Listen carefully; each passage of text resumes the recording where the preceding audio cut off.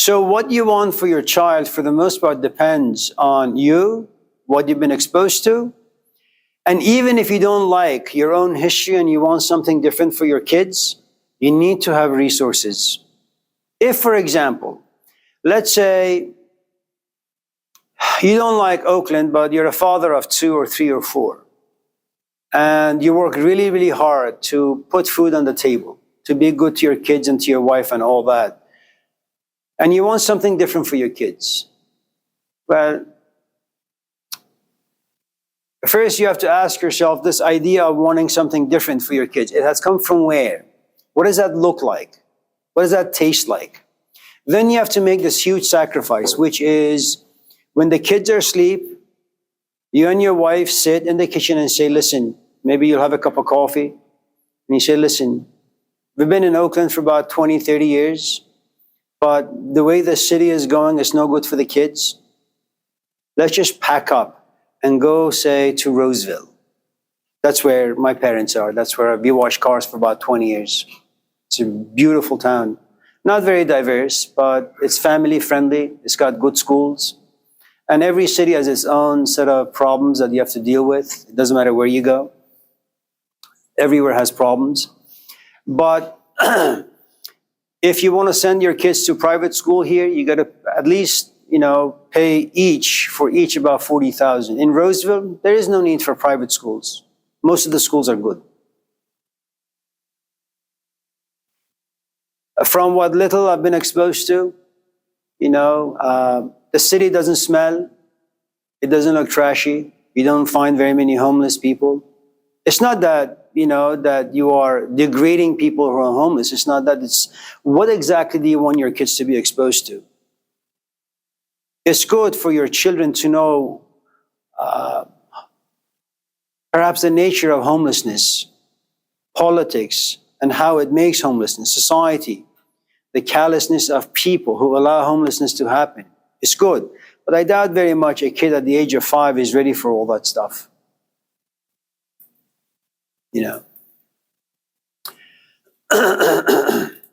Anyways, so does that, yeah.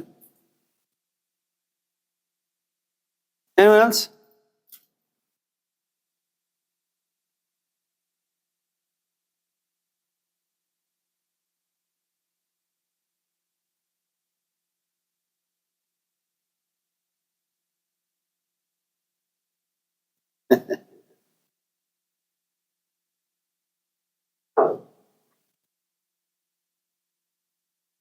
So you teach a philosophy class too, huh? I'm sorry?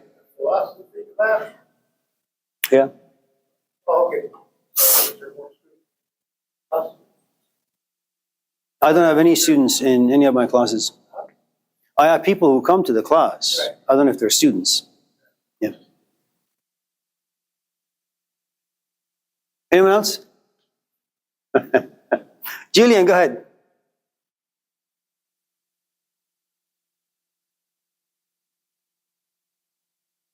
Sure.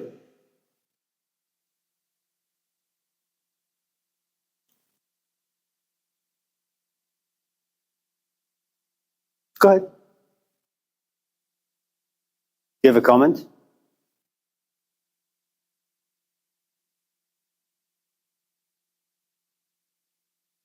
Come on in.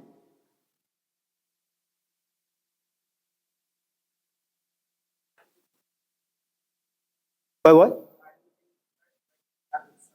The what? Birth rate. Birth rate is dropping?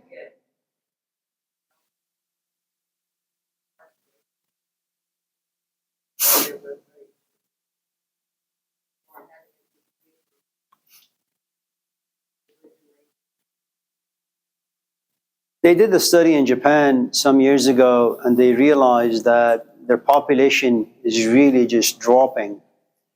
And they realized that, I don't know if you ever saw that movie, I think it's called Her, by Joaquin Phoenix.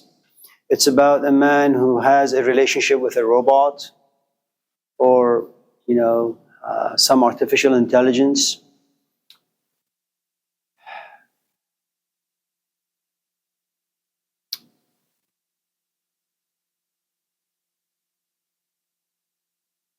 There are lots of different reasons. I don't claim to know all of them. I mean, first, we are no longer being animals that other people can tolerate. There is really not much depth to us. We are filled with mess, with a good amount of brokenness. Our relationships don't really last very long. You're also talking about consumerism in the sense that things are really cheap now. If in the past, let's say in the 1960s or 70s or 80s, you look at someone, then you date them, then you marry them after 6 months. And that's just the way society was for the longest time in our history. Now, there are no obligations. You can go out with someone, be with them for about 2, 3 years, and then dump them and go to the next person. We're also very solitary creatures. We're becoming, because of media, because of technology. We, both men and women, reach the stage of maturity very late in life. You know, there's also the issue of money. It's difficult to make money. It's difficult to save money. You're also talking about women for the first time in history walking into a world created by men. And so women now have emotions that they never had before. They're as ambitious, as aggressive, as dominating as men are. And these are things that are very new for us as the sort of animals that we are. And we have to kind of figure out what to do with all these new things. You know, men are losing power, women are gaining power, and that's something that we have to just learn. And I'm not quite sure how long it's going to take us to kind of find our balance again. Add to it the fact that we also have identity issues now. Just because you're a man, it doesn't mean you're a man. Just because you're a woman, it doesn't mean you're a woman. It's going to take you, a couple of decades to kind of trust the fact that now that you have a penis, you're in fact a man, right? That's, because these days it doesn't really matter what you have. So almost everything is under attack. And so it's very difficult to find stability. And when there is no stability, I'm not talking about, going on a date or finding someone at a party somewhere and having a sleepover and she knocking on your door saying, I'm pregnant. I'm talking about you desiring to have a family. It's going to happen much, much later in life. No one gets married at the age of 15 or 16 or 17. No one has a child by the time they're 17 or 18. I mean, you wait until you're like in your 30s.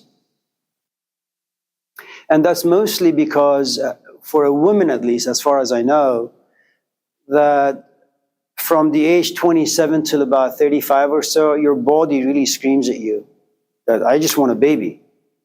As a woman, you have all these components that just say, come on, man, give me a baby. But prior to that period, you just want to make a life for yourself. You want to go out there, get educated. You want to become a CEO. You want to date as many people as you can. You want to have a nightlife. So everything is delayed. Yeah.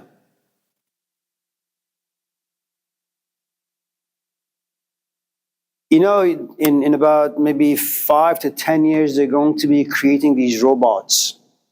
And you can actually shop for them.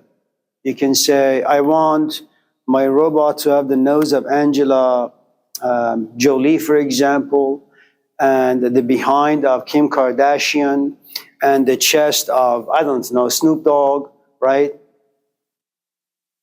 And so when you custom make this particular entity, you buy it for about $25,000, $30,000, you bring it home. And then you can just have fun with it.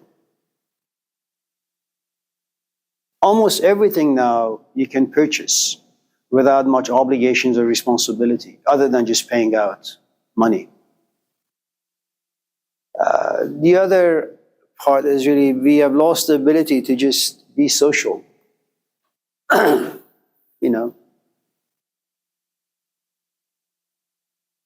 About 20 years ago, when I would come to class and ask students, how many of you smoke? I mean, first of all, that question would never come up. But had I asked, I doubt any hand would go up. Today, when I ask how many of you smoke, almost 90% of the students' hands go up.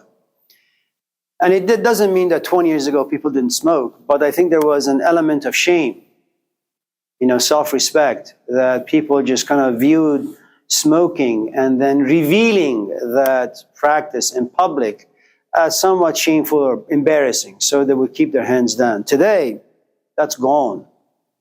You have people who come to class and just play with their phone. They know I see them, but they just don't care. So when you lose that component of shame that just glues people together, you have enough respect for yourself where you don't allow your instructor or your companion to see you playing with your phone while they are talking, while they are cooking, while you guys are having a conversation. When you lose that element, well, everything is, you can't depend on anything, really. So.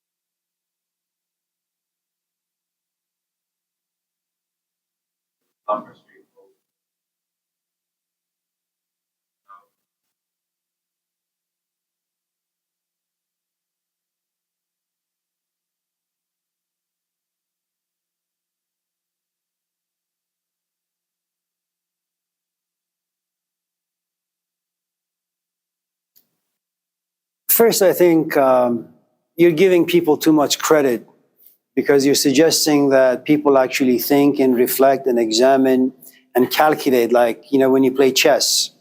You, you have to kind of pay attention to all the moves that you make, depending on how good you are at the game, because once you become really good at playing chess, you realize the devastating consequences of any wrong move.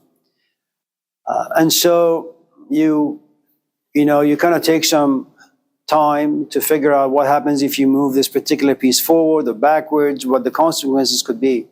I don't think people do that in life. The other thing is we are instinctual organisms in the sense that you go somewhere, you see someone out there, they look attractive, and you just gravitate towards them. You don't sit back and say, I wonder why I'm attracted to her or him. I don't know. Then why am I attracted? What's wrong with you, Julian? You have no idea who this person is, and you want to go and say hello to her. And even if you were to say hello to her, what you don't really understand is just say a few more hellos to this woman, and all of a sudden you'll begin to have feelings for her. You'll begin to have emotions about her. And then you'll create history. And then one day you'll just look at it and say, I love you. Well, how much of this person do you know? Nothing. And as you suggested, today people have a good amount of trash inside them. And what exactly are you in love with? Are you in love with their trash?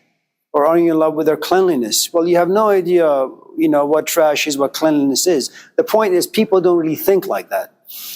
The moment you begin to reflect, everything becomes frightening. Let's say, as it has been my experience the past couple of years, your kids come home and say, Dad, what does it mean to be transgendered? Well, it's a great question. I'm just not sure if it's a good question for a 6-year-old. Why? I'm sorry? Why are you not sure? Because a 6-year-old can't comprehend the politics, can't comprehend the immense and complex layer of such a huge social issue, identity politics, confusion, being judged by other people is just too much. It's like saying, if your child was to come home and say, Mom, what is porn? It's a great question. I just don't know if the question is good for a 5-year-old. If you're 12 or 15, it's a great question. You can actually sit your child down and have a great sexual education with them. Educate them about sex, about biology, about politics, about advertisement. It's a great question, but at the age of 4 or 5 or 6, I'm not saying it's bad. I'm saying that the more you expose people to things, the more curious they're going to be. And there is nothing wrong with curiosity if they know how to carry the burden of curiosity. Look, imagine you have a companion, and I'm talking to not a 5-year-old, to a 20-year-old. Imagine you have a companion, they have a journal, and you become curious. You want to know what your companion is writing in his or her journal. You have an option. You can just say that's their private space. I have no right to go there, but that's not what you do. You're curious, and we're all curious. So what you do, you go. He or she is not home, and you open it. And you begin to read things. And you begin to realize you don't really like what you're reading. It's in fact causing you a lot of pain. Well, you chose that path. Carry that burden. But you won't do that. Now you're hurt. Now you have to carry something that you can't. And what happens when he or she comes home? You're going to confront them. And then what? You think your relationship is going to last? We don't do well with new information. I also think that children, regardless of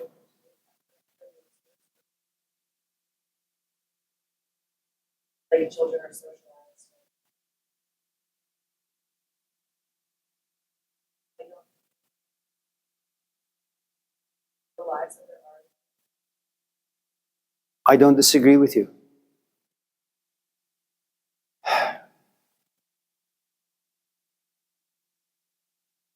It's true that 5-year-olds are now exposed to cell phones. They can sit there and play games. Nothing wrong with that, as there is nothing wrong with talking about, identity issues.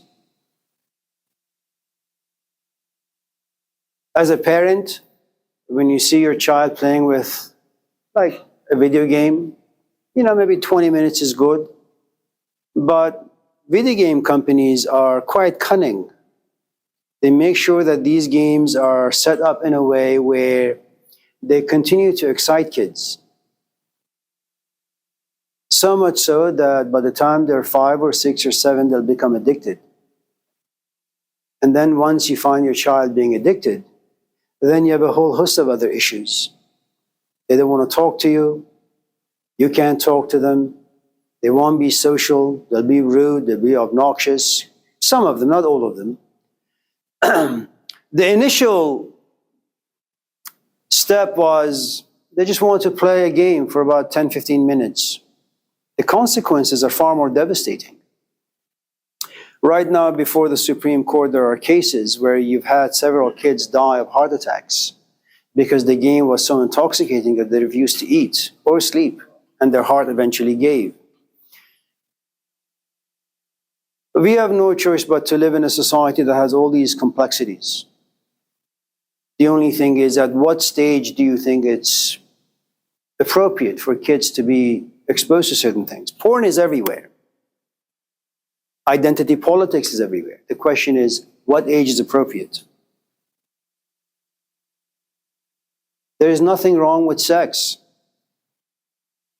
But very much like some of the students I've had in the past, when you force them to have sex at the age of 3, and by the time they're 10, they're angry as hell. And part of it really is you have generational gaps. You come from, say, a history where such issues didn't exist as much in public. Now they do. But you come from a completely different tradition. Your child is now born in a different generation with a completely different set of issues. What you have is a clash of 2 different cultures, your culture and your child's culture. you know. And the other aspect of it is, you know, if you go back in time and look at the 1940s, for example, maybe 1% of the American population dealt with LGBTQ issues. Now it's close to 24%. And I think if you happen to be curious, you have to ask yourself, why is it that only about 50 years ago there was only 1% and now there is 24%? It-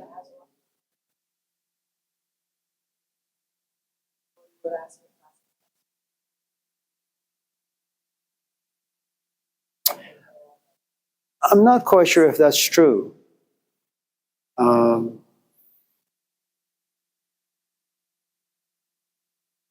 you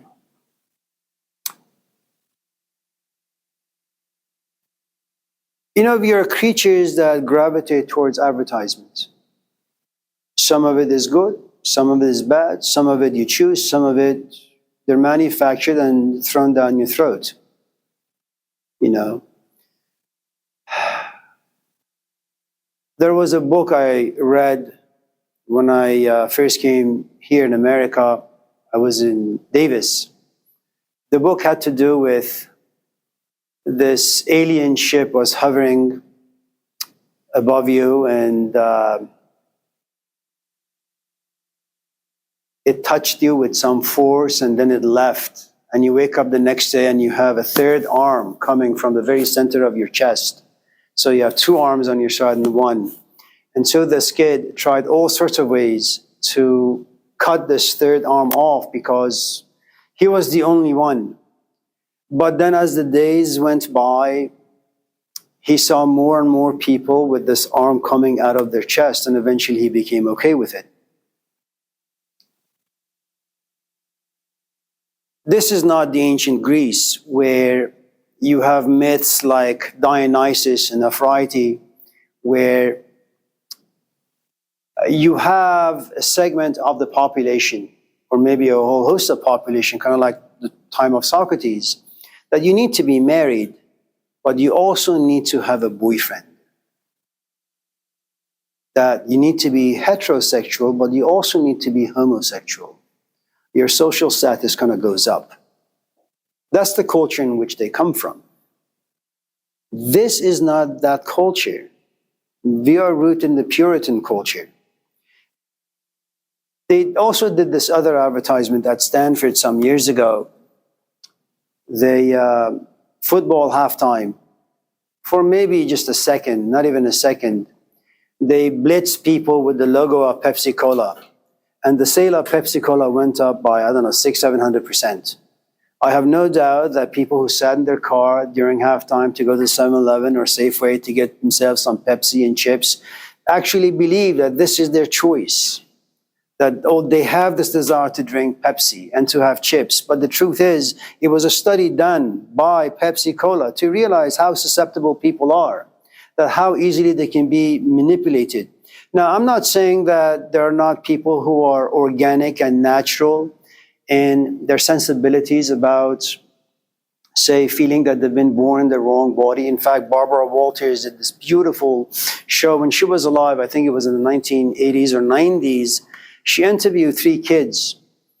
And these kids, from the moment they were born, as far as their parents could tell, they just complained that there was a boy who just didn't feel like he was in the right body. So every time the parents accidentally would leave a razor behind because of the father shaving his face, this young boy at the age of 2 or 3 would take the razor and try to, cut off his penis.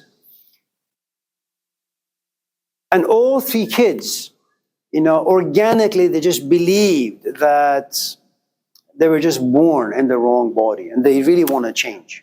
And their parents eventually realized that these are kids who are sincere and honest and truthful. And they did what they could. It's also true that you have someone with perhaps a broken past, or maybe they're just extremely curious, who goes into a relationship with, let's just say they're hetero, They get into a relationship with a man or a woman, it doesn't work out. They get into the second one, it doesn't work out. They get into the third one, it doesn't work out. And after a fifth or a sixth or a 10th one, they say, maybe I'm gay, or maybe I'm lesbian. And remember, self-reflection, self-examination, especially honest self-reflection examination, is not something that we enjoy doing as the sort of animals that we are. It's just too much work and it's too burdensome. And we don't like honesty and truthfulness, especially in regards to ourselves. And so we, to some extent, are nonchalant and relatively casual about these things. The point I'm trying to make ultimately really is, it's a very difficult and complicated set of issues. There are no easy answers to anything that involves human beings.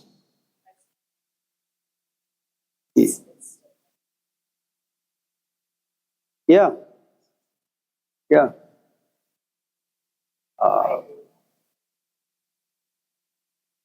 Yeah. The tragedy, I think, of all of this is that you can no longer trust anything. If you were to come to me and say, I was born a woman, but now I'm a man, I said, well, that's really good for you. But there is this element of mistrust that, how can you really be sure? How can I really trust your position? How can you trust your position?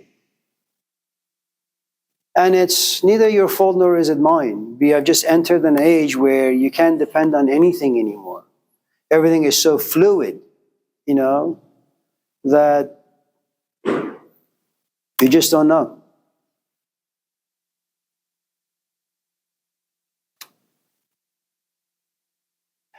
And part of it really has to do with privilege.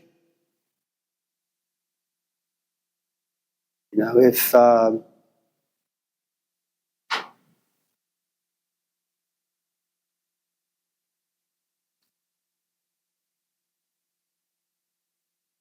guess to some extent these days you don't really have to work hard at all to make money. You can TikTok, you could YouTube, you could do porn of sorts, and you could sell weed, and when you're in a position of privilege, then unfortunately boredom comes your way and you want excitement. Imagine your own self when there are certain days where you're just troubled. You don't ask about transgenderism. You don't care about these things.